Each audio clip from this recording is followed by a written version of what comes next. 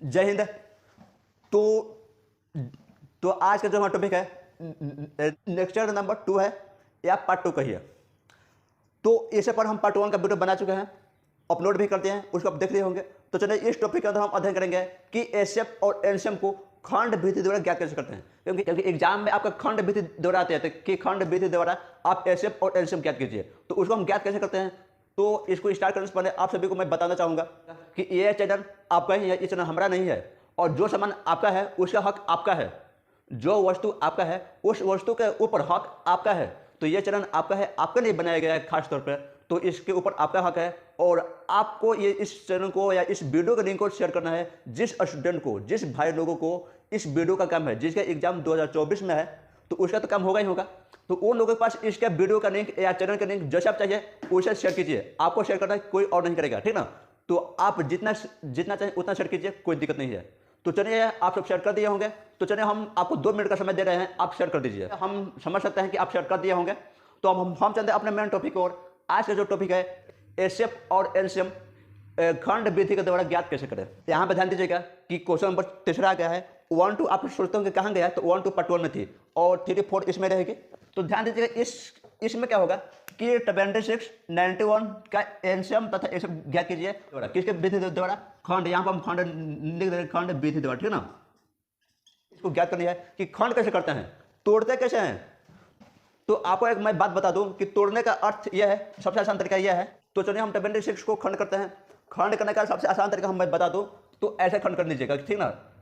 ऐसे यहाँ पर 26 लिखिए और यहाँ पर लिखिए 2 13 13 और फिर 13 से जाएगा 1 मिनट में। और जब तक से यहाँ पर 1 नहीं आएगा तब तक से आपको इसको कटाते जानिए, ठीक ना। यहाँ पर 1 आपको निकल के आना है।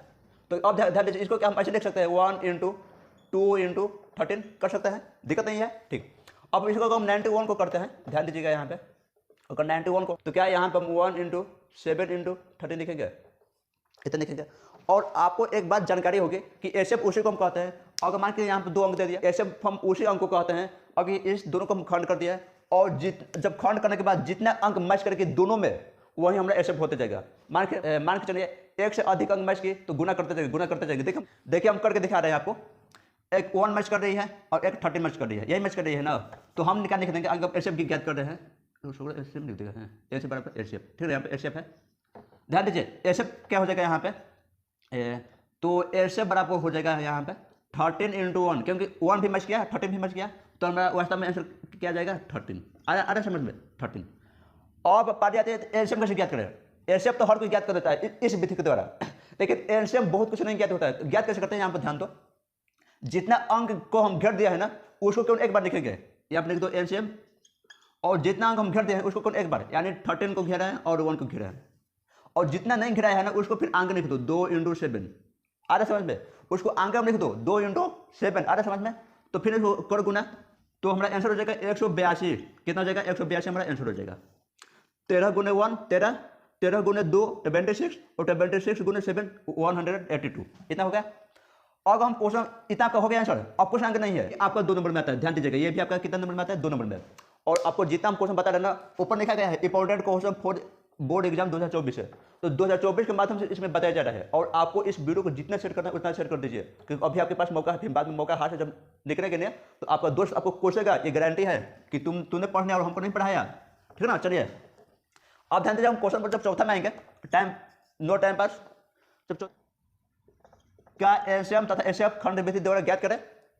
ध्यान दीजिएगा, फिर नियम वही है, सेम नियम, कुछ नियम चेंज नहीं होगा। 337 को यहाँ लिखिए, बराबर कर दीजिए, और 54 को यहाँ लिखिए, बराबर कर दीजिए। अब हम इसको खंड कैसे करेंगे, फिर उसी विधि द्वारा आ जाइए। 337 अब 2 से जाएगा, कितना होगा 16 और यहाँ पे 8 हो जाएगा, होगा ना, एकदम होगा। 2 से जाएगा 8 और 4 हो जाएगा, फिर 2 से जाएगा तो यहाँ पर 4 हो जाएगा और यहाँ पे 2 हो जाएगा, होगा। ध्यान दीजिए, आपको आता होगा इसलिए हम इतना तेज में बनवा रहे हैं, ठीक ना। 21 और 3 × 7। अगर नहीं आता होगा तो देख लीजिए, क्यों हम भाग देते गए हैं। तो ध्यान दीजिए कितने नंबर में कटे हैं, 2 × 2 × 2 × 2 × 3 × 7 × 1, अंत में 1 कर दीजिए, क्योंकि ये 1 से जाएगी ना, 1 से जाएगी तो 1 कर दीजिए। या तक हो गया। अब ध्यान दीजिए, इसको जब हम भाग देंगे तो क्या होगा, चलिए हम फटाफट करके देख लेते हैं कितना होता है।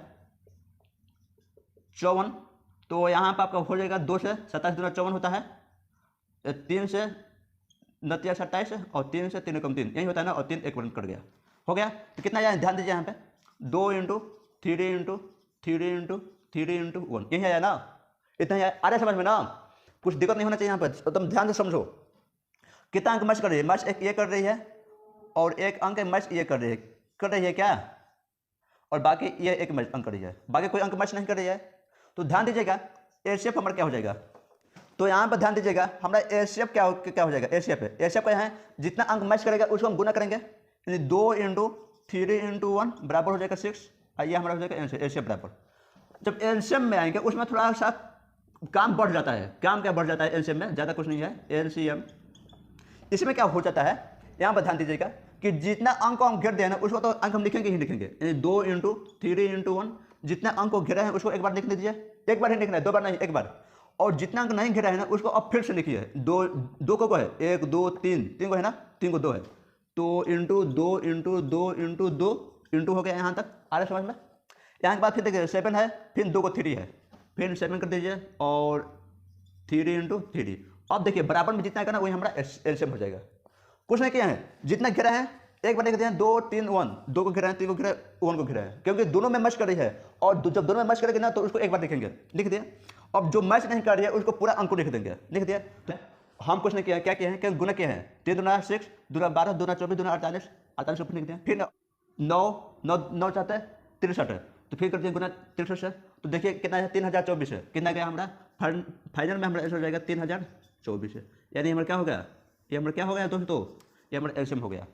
आपको गुना भाग जोड़ घटाव जितना भी चीज़ है आपको आना चाहिए, या अगर आपका ये मजबूती है ना तो इसमें कुछ भी दिक्कत नहीं होगी। आई होप आपको जो हमारे समझाए हैं वो आपको समझ में आ गई होगी। तो चलिए हम तो ठीक है, आज के लिए इतना ही। अब हम आएंगे पार्ट 3 में, उसमें क्या रहेगा आपको हम टॉपिक का नाम बता दें, पार्ट 3 में रहेगा, क्वेश्चन का नाम हम बता दे रहे हैं। इस टाइप से रहेगा कि अगर आपका पहली संख्या गुना दूसरी संख्या दे दिया गया है और एलसीएम दे दिया गया है तो एलसीएम ज्ञात कीजिए, उसका भी एक फॉर्मूला होता है, उसको हम लिखेंगे पार्ट 3 में, पार्ट 3 में हम लिखेंगे। तो चलिए आज के लिए इतना ही। आपको ये वीडियो कैसा लगा आप लाइक और कमेंट बॉक्स के द्वारा इसे जवाब दे सकते हैं कि आज का हमारा वीडियो आप लोगों के लिए कैसा लगा। तो सोच रही है आज के लिए इतना ही, अब हम मिलेंगे एक और नए टॉपिक के साथ एक और नए वीडियो में, तब तक के लिए जय हिंद जय भारत।